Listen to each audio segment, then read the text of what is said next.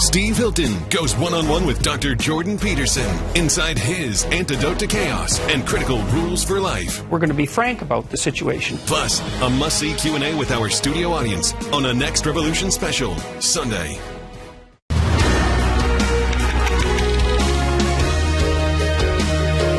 All right, it is Friday, and on the story that means that it is ladies' night. First on the menu, one of the stars of Netflix Queer Eye, now coming under fire trying to bridge the divide between Democrats and Republicans with this tweet. Are you ready? Quote, "Not all Republicans are racist, just like not all Democrats are evil. We have to stop demonizing each other. Unless you're actually racist, then you suck. Trump is racist. Not all his voters are necessarily. We got to remember we're all in this together." Okay, that was the tweet. It didn't set well, though, with some of his followers. One responding, quote, keep going, "You're absolutely correct. Not all Republicans are racist, but the ones still supporting Trump definitely are."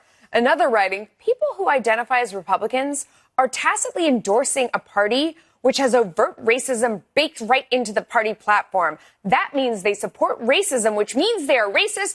Opining politically is not for you. Stick to doing hair." Oh, I almost got through the end there. I was trying to do the little Valley Girl and that little something different for you. Here now is Lisa Booth. Thank you. Rachel Campos-Duffy, who, by the way, is hosting Fox and Friends Weekend this weekend, so make sure you watch that. And Jessica Charlove. They are all Fox News contributors. It makes it easy just to... Lisa, one title for all. I'm going to start with you. How dare someone go out there and try to make the case that not all Republicans are racist? Did he deserve that backlash? Wow, obviously. What an evil, evil man. Yeah, I mean, if you don't just baselessly malign, tens of millions of people, then you're obviously a horrible person.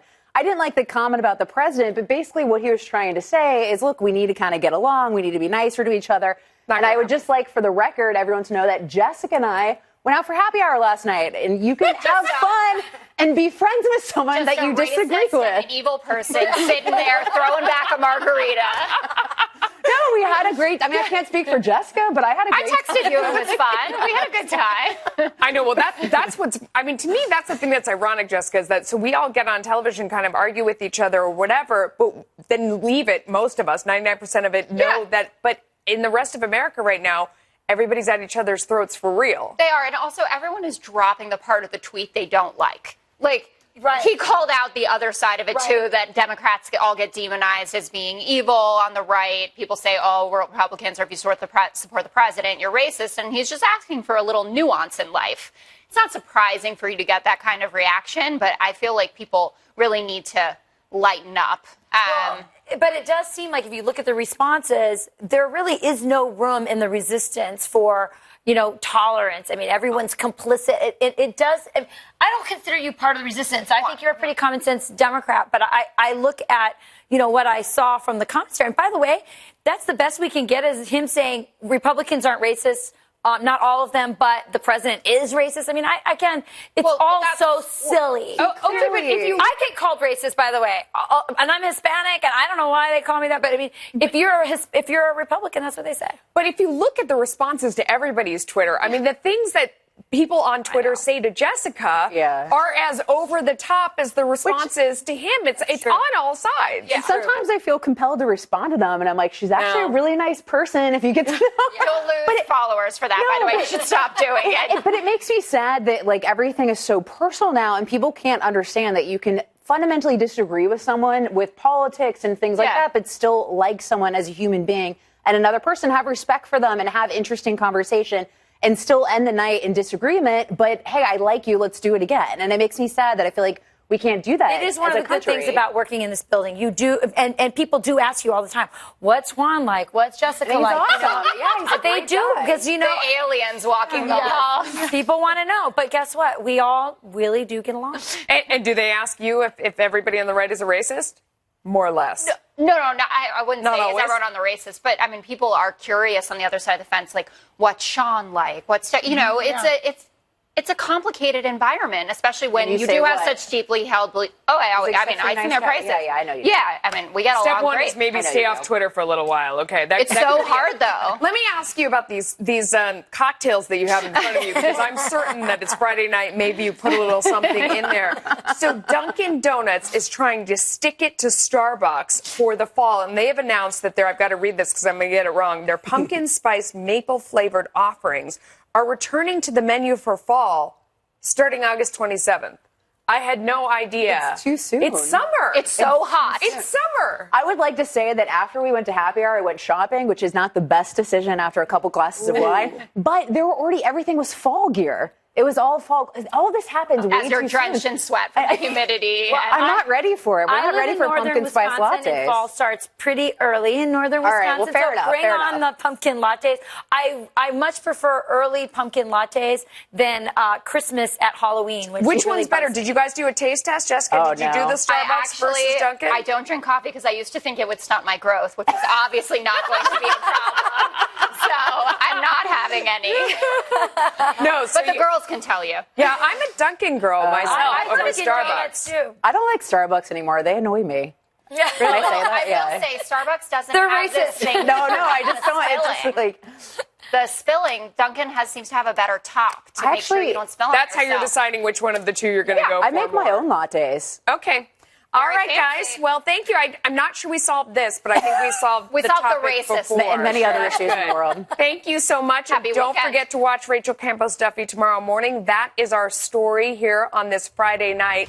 I will see you again Monday on Outnumbered at noon and on Fox Business at 4 p.m. Eastern. Have a great weekend.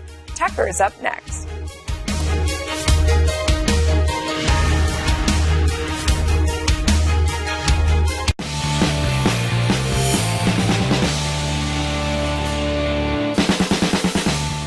Good evening and welcome to a special Inside the Issues edition of Tucker Carlson tonight. Over the next hour, we'll take a deeper dive into some of the biggest matters affecting American life today. We start with speech.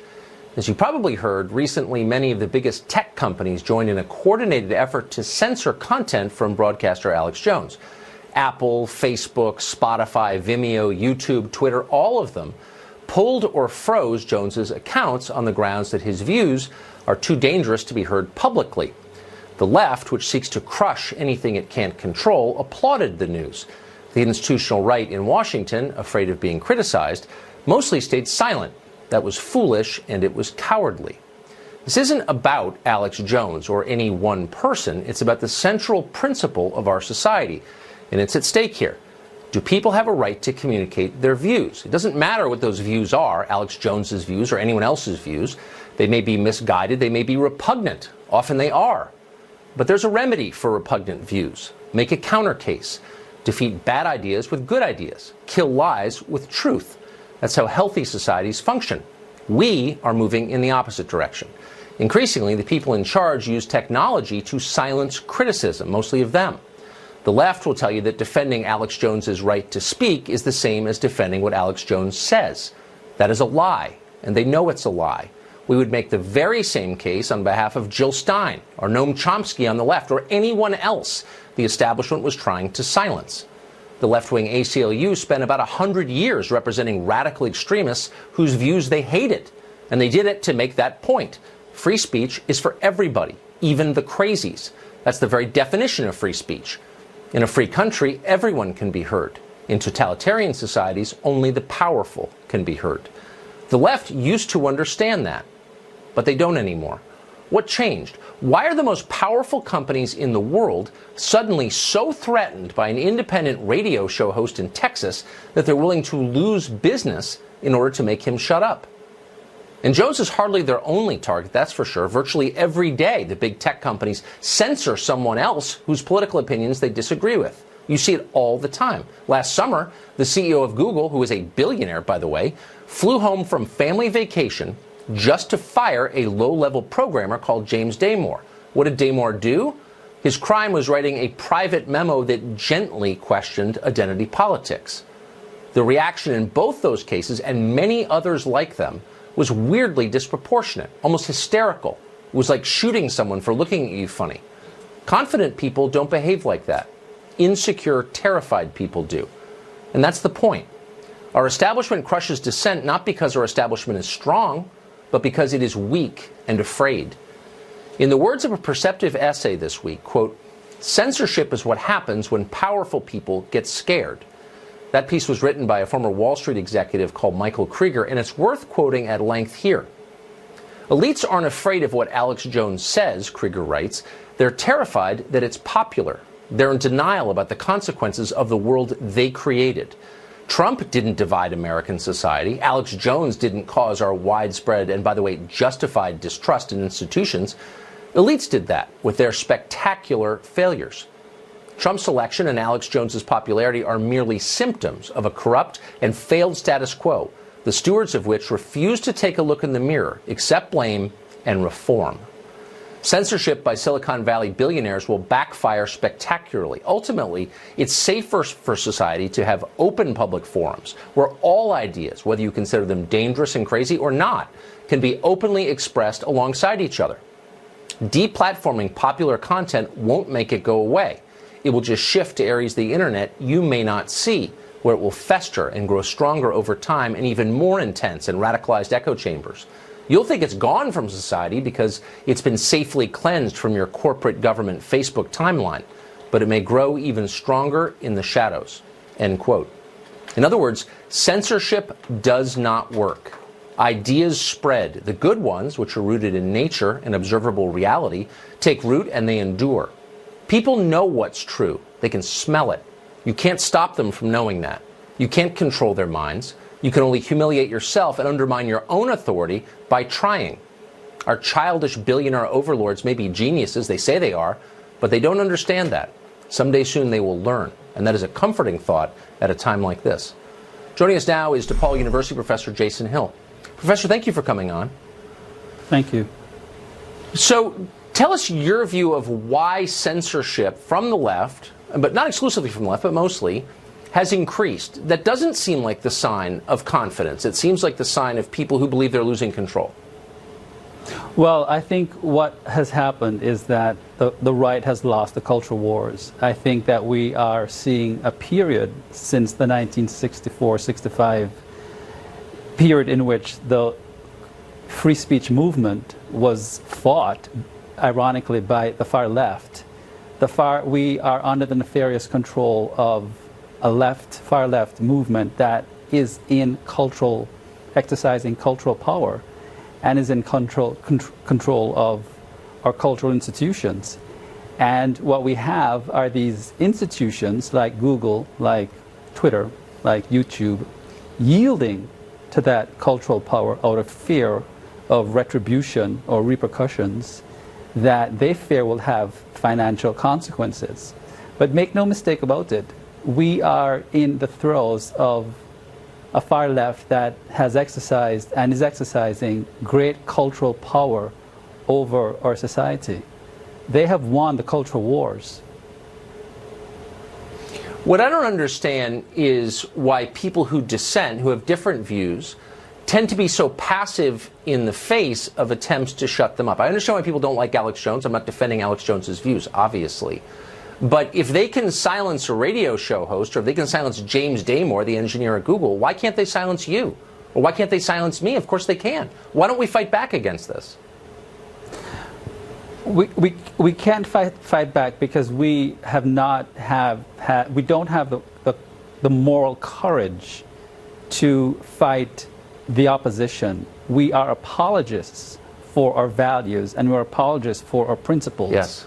We have ceded the moral high ground to the adversary, and in some sense we have given them the moral authority out of some sense of cowardice. I think there's a great deal of moral cowardice that conservatives have, that people who are even mildly conservative have, and we have ceded the moral high ground to people who have co-opted values and principles in the name of some sort of morality that is nothing short of nihilism, cultural relativism, an attack on reason, and an attack on rational argumentation.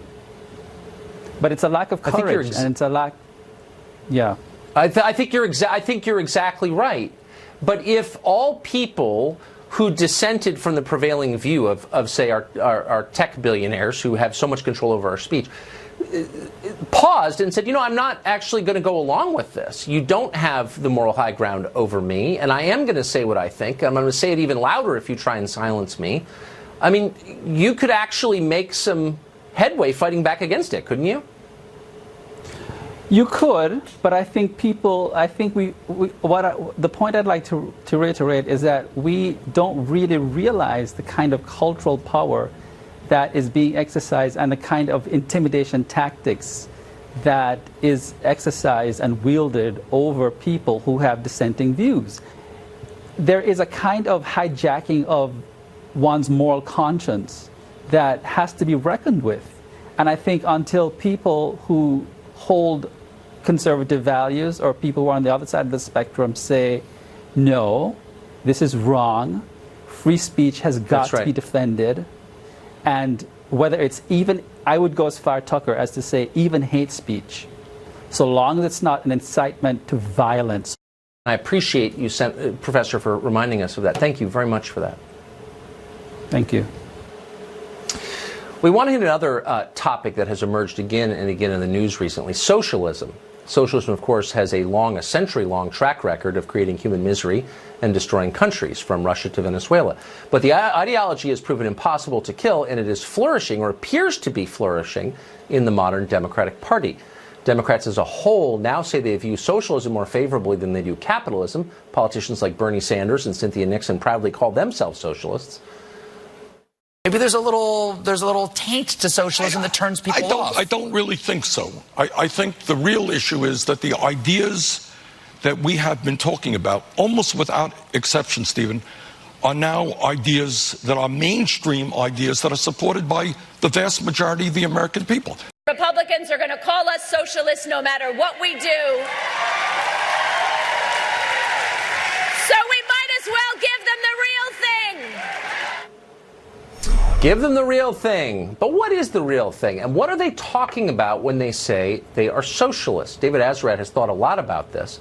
He's director of the B. Kenneth Simon Center for Principles and Politics at the Heritage Foundation in Washington, and he joins us tonight. David, thank you for coming on. So all of us have watched kind of slack-jawed as a growing number of ascendant Democratic politicians have embraced socialism. What are they saying when they say they're socialists? What does that mean?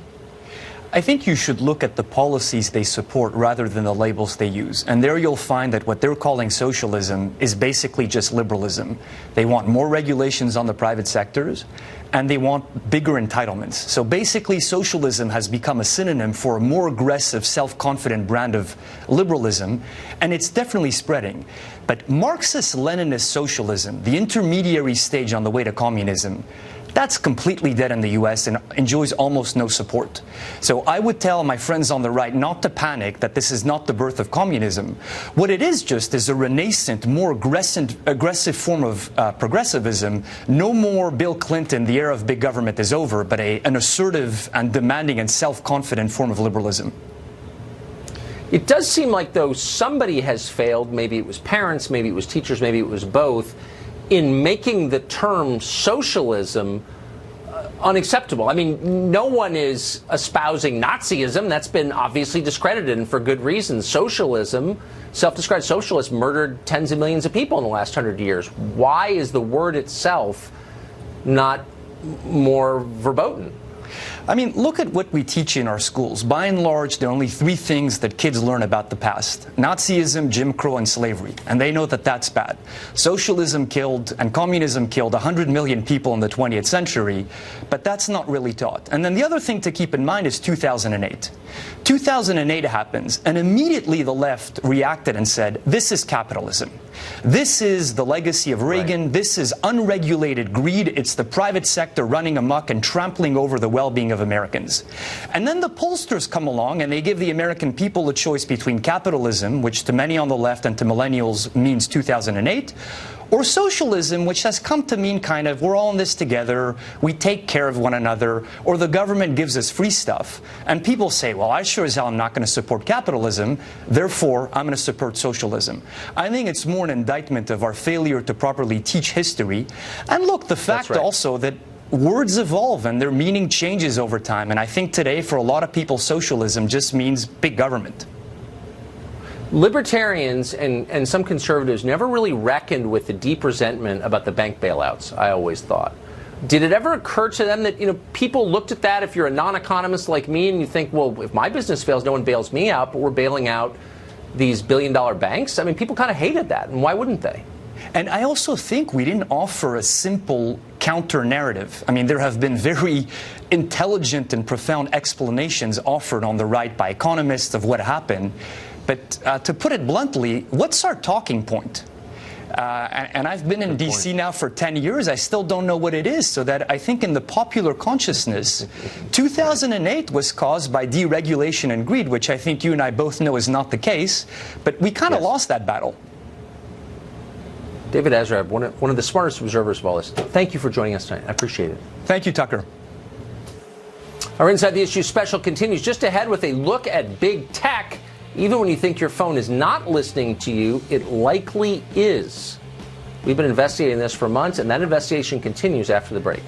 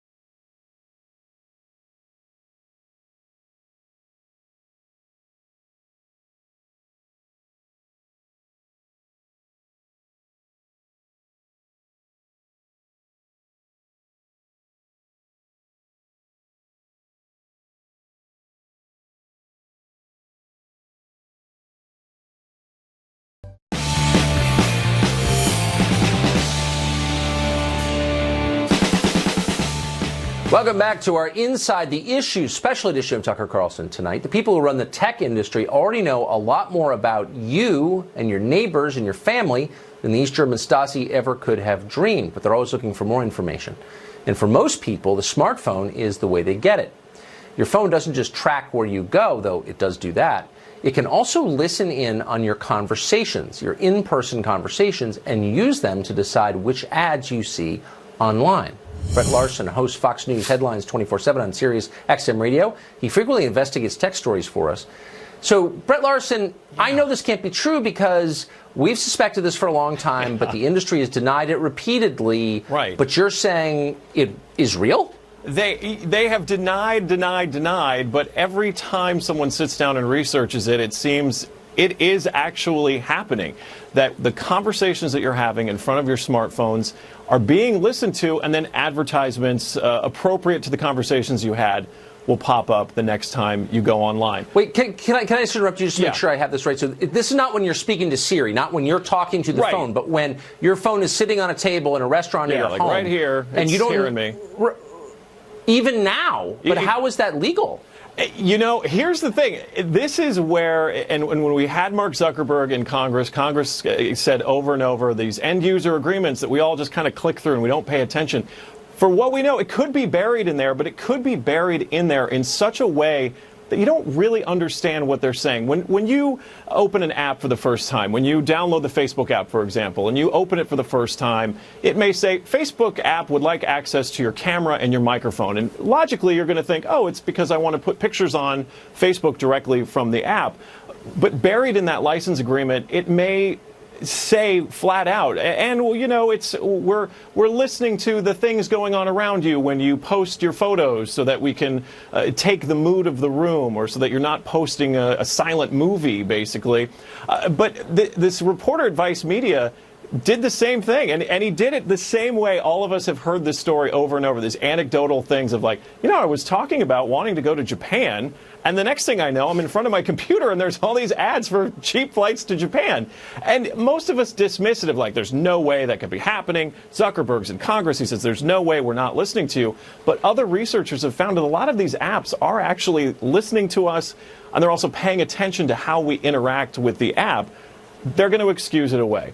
They're paying attention to how we use the app. They want to make the app a better user experience. I totally get that. They're listening to us. Our phones are always listening to us because they're listening for that magic word. They're listening for OK Google to alert the virtual assistant, or Hey Siri, which if I say, my phone's going to, now there it goes. It's what can I help you with?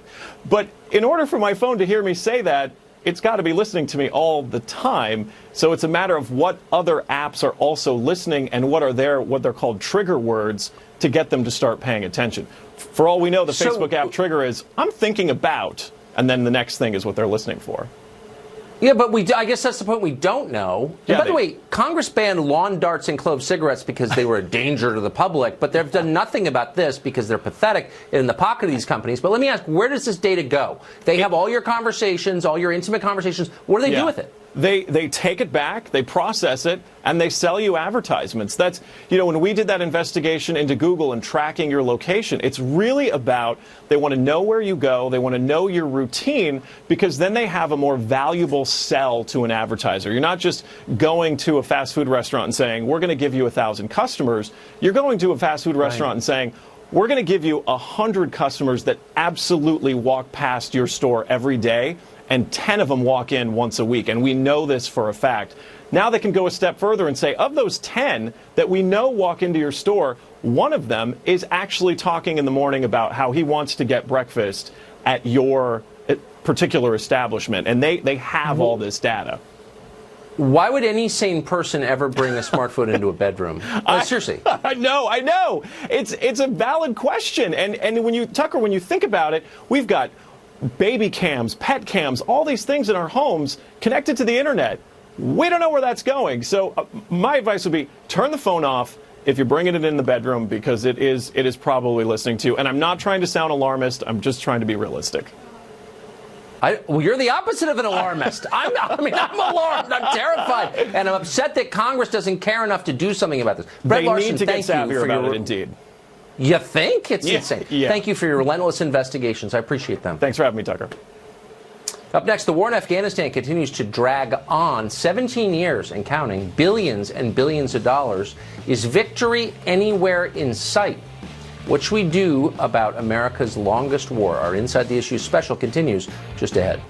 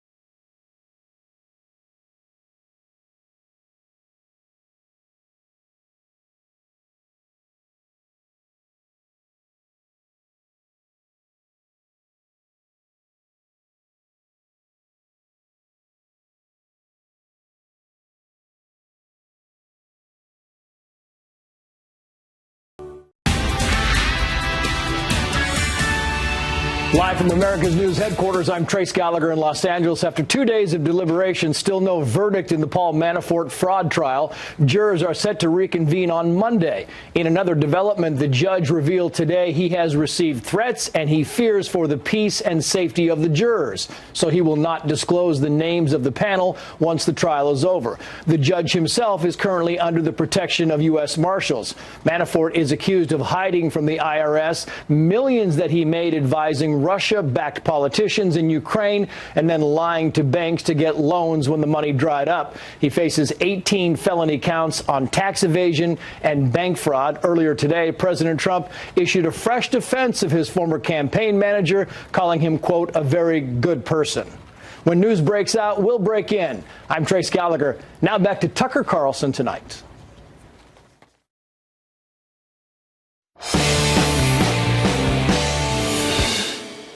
Welcome back to our Inside the Issues special hour. It really grabs headlines anymore, but thousands of American troops continue to wage war in Afghanistan. It costs more than $40 billion a year. That's enough to pay for 2 walls in the Mexican border, enough to do a lot of things.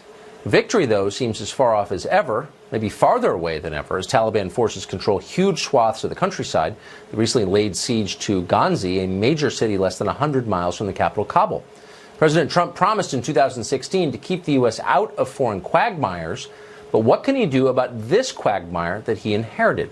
We spoke recently with Eric Prince, who founded the private military firm Blackwater and is an expert on the country of Afghanistan. Eric Prince joins us today. Eric, thanks for coming on. Hey, Tucker, thanks for having me. So, you're one of the few people I know who's paying close attention to what's happening in Afghanistan. The president gets elected a year and a half ago, partly on the promise to reassess Afghanistan. Pentagon asks him more time, more troops. What's the result of that? Is it turning around? Look, the president got bad advice a year ago. He originally was going to go with his instincts, which was to do something different, something unconventional. He was very deliberate about the decision-making process, but in the end, they rolled him. And after a year more, another $62 billion of spending, more dead Americans and lots of dead Afghans, we are losing. The Taliban showed that very strongly again this week. They kill another 350 Afghan soldiers, 4 districts taken. They effectively cut the country in half by cutting a major city.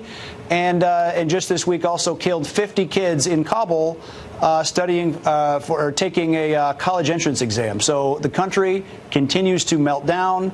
The conventional approach is not working. For the last 17 years, we've basically repeated the Soviet battle plan, and it's not working. So it's time for the president to make some choices. So what's the thinking here? So as you said, it's been next month. It will be 17 years. Next Tuesday. And we do not control, a large part of the country, and it's not working. So is the thinking that something is going to change, or why are we continuing to do the same things over and over?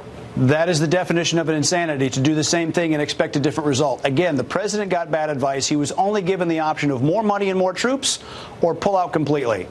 If we do pull out completely, it will become a terror superstate because the Taliban, the ISIS have the ability to, right now they're making about $600 million a year between illegal drug sales and illegal mining.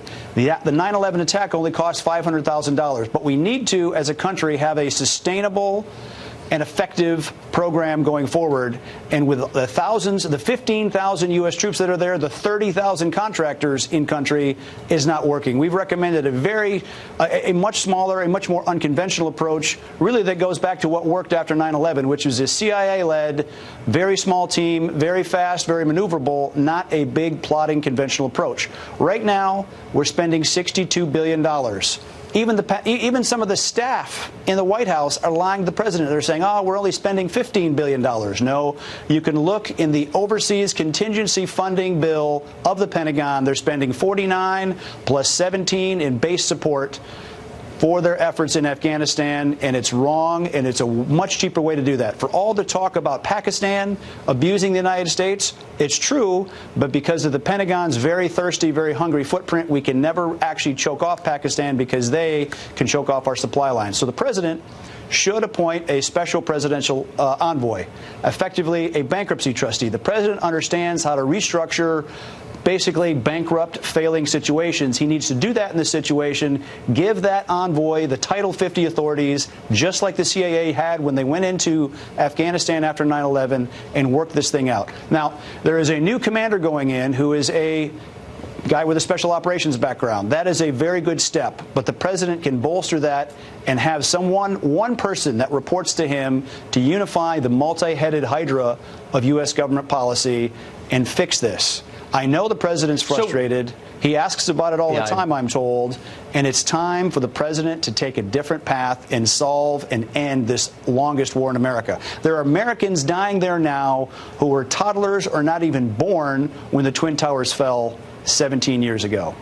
Very quickly, is it true that other countries have secured mineral rights in Afghanistan? As we poured billions into that a lot of countries have secured mineral rights, but there's actually very little legal mining going on. The Taliban and ISIS are doing hundreds of millions of dollars worth of illegal mining because, again, as a country, we haven't advanced the rule of law into these areas to prevent actual legitimate investment. But if we go with a small, unconventional footprint, we can put this thing back on track. And, of course, we're getting nothing out of it, as usual. We're standing by, Mr. Thank President. you for keeping up with this. You bet. I hope that happens. Good to see you. We've told you many times about how the people who run our country are ignoring the threat of China, or in some cases actively assisting its rise because they're getting rich doing it. But what is the reverse like? How do Chinese elites regard our country and the Trump administration? We've got insight into that. It's fascinating. Stay tuned.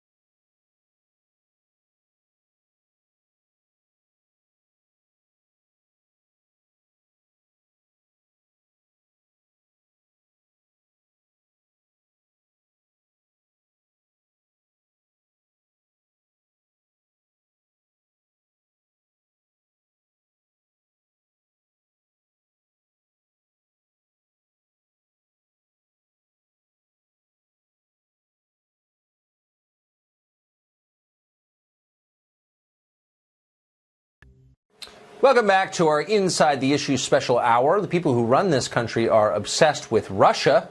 We hear that every day. Weirdly, they prefer to ignore China, at least in public. In private, they're taking a lot of money from China. But what do China's leaders think about us? Well, it turns out they think a lot about Donald Trump and his tough posture on trade. Are they impressed? Well, we asked Michael Pillsbury. He is director of the Center on Chinese Strategy at the Hudson Institute and a frequent traveler to China. He's also the author of maybe the single best book on the subject, The 100-Year Marathon, China's Secret Strategy to Replace America as the Global Superpower. Michael Pillsbury, thanks for joining us. Thank you. There was a surprising piece written by a Chinese expert in the Financial Times recently that described the Chinese leadership's view of Donald Trump. And it came as, I think, something as a surprise if you follow the news coverage of Trump in this country. It said, essentially, Chinese leadership believes that our president is playing a kind of three-dimensional chess. He's a brilliant tactician, and that they fear he's outflanking them strategically. Do you think that's right? Yes, I was in Beijing a week ago, and I think I heard pretty much the same thing, that they think President Trump is basically the superior president out of the last 5 or 6 that's ever dealt with China, and that he's done the most to alter the relationship. He's really got their attention. They're quite concerned that there's something deeper going on than they're aware of. So you get this sense that the Chinese leadership and the advisors to the leadership are afraid of being outsmarted by President Trump. It's a little odd from a non-expert's point of view because it doesn't seem like his posture has been that aggressive. Is it just that he's the only president to fight back at all? Or do they think more is coming? Both. I think he's distinguished himself as fighting back at all, number one. Number two, the details and the depth of his allegations in these several White House reports he's released are really quite stunning to the Chinese. He's basically alleging that they stole their way to the top. They've had forcible technology transfers from U.S. companies, these outright stolen technology, and that they sort of have an illegitimate path to be number 2 in the world. That he would say these kinds of things, especially this term he's used in some reports, economic warfare, that China is committing economic warfare against America and other countries. This is really quite astonishing to them. They're used to being, if you will, coddled or spoken politely to. So this is really quite a shock. And it's working, I think. Do they agree with the assessment fundamentally? When you speak to them candidly, do they acknowledge that there is some truth in the president's description of their behavior? No, they're quite firm that this is all lies, defamation. The American companies who've testified to our trade representative's office over the last 6 months are all, making up stories. They're adamant, denying everything. And this, frankly, Tucker, makes it awfully hard to negotiate. They haven't met us not even halfway. They haven't met us 1/4 of the way yet. So I'm pessimistic in the short term. Obviously, if President Xi and President Trump get together again, if the terms are right, then some kind of a deal could be struck. But I think we're a long way from that. Do you think that so far this change in our attitude toward China has helped the United States? Have we gotten something out of this? Well, it's kind of a strange reaction, but we've certainly got the attention of the European Union. The European Union Commissioner, Mr. Juncker, came here not less than a month ago and now wants to work toward zero subsidies and zero tariffs with the United States. This, too, Tucker, is stimulating paranoia in China. They now are beginning to think that President Trump is so smart, as you say, playing three-dimensional chess, that he has got the Europeans on his side. And they've issued a set of warnings just in the past week to the Europeans not to fall for President Trump's trap. I mean, is there something kind of wonderfully amusing about this story, or is that just me? It's partly just you, but don't forget, President, you want to see some change and some aggressive steps, and the president has certainly done that. I think the next step is going to be to see what the first Chinese offer will be after these 2 months now of basically no contact. They've been making hints. They've dropped a couple of hints in newspapers recently that they're willing to renegotiate investment terms with us. They're willing to say that there may have been some minor violations by a few Chinese companies or local provinces, but certainly the center, the Communist Party and President Xi, never did anything wrong. So we haven't come very far, but yes, I think it's refreshing to see this level of respect for the United States. I haven't seen it in 40 years. Usually the Chinese look down on us as not being very bright. Yes. And for good reason. Michael Pillsbury, thank you for that perspective. It was great. Thanks, Tucker.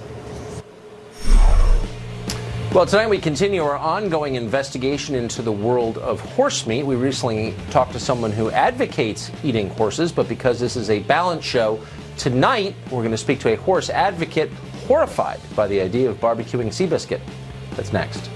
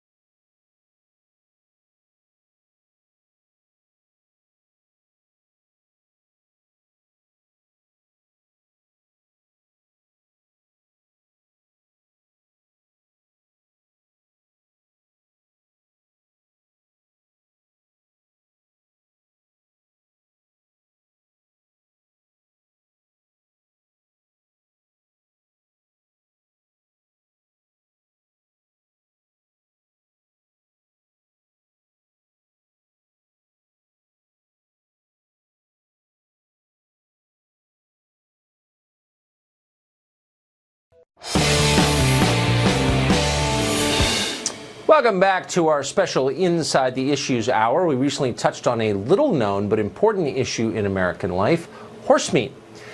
We interviewed a man called Dave Duquette. He came on the show and argued that Congress ought to change the law to allow slaughter and sale of horse meat for human consumption. It's mainly a welfare issue, Tucker. It's the welfare of horses in the horse world is it's gone downhill ever since. When you have something that doesn't have any value at all, which is what the unwanted horse is. We have a huge history of horse meat consumption in the United States. We got a remarkable response to that segment. Horse meat is uncommon in this country, very common in Mexico and in France. Nancy Watson is not impressed by that. She's president of the Safe Food, Safe Horses Coalition. She thinks the idea of serving Black Beauty at Thanksgiving dinner is repugnant. She saw that segment, asked to come on to state her case, and of course we were glad to have her. And Nancy, thank you for coming on. Thank you for having me, Tucker. So the argument is from the other side, and again, I'm agnostic on this, though I don't plan to have a Chevalburger anytime soon, but the argument is that there are a lot of unwanted horses, and we did find a lot of news stories describing abandoned horses, and that this market in horse meat might be a solution to that. That's the argument anyway. What is your response? There are no unwanted horses in America. Just recently, MPDI published a poll taken just a few months ago where it showed 1.2 million homes available for horses in need. It's a matter of rehoming them and making the effort to find them a new home. There are no unwanted horses. It's a manufactured crisis by the small faction of horse meat eating people in the United States who want to bring that industry back. You said it's a threat to public health. How so? Well, the FDA, the government agency responsible for public health and food safety, classifies horses as companion animals. We raise them in the United States as athletes, workmates, and companions. So they're medicated with hundreds of toxic chemicals and pharmaceuticals that are banned for use on livestock or food-producing animals. And we're putting these horses into the food supply. And, you know, we're contaminating the food supply knowingly. We supply 2/3 of the horses that are slaughtered for human consumption in Mexico and in Canada. Now, why would, and I know that you're sincerely, gravely opposed to eating horse, but why would people go to all this effort to argue on behalf of eating horses when they're perfectly good cows available, for example? What is the appeal of horse meat? That's a great question.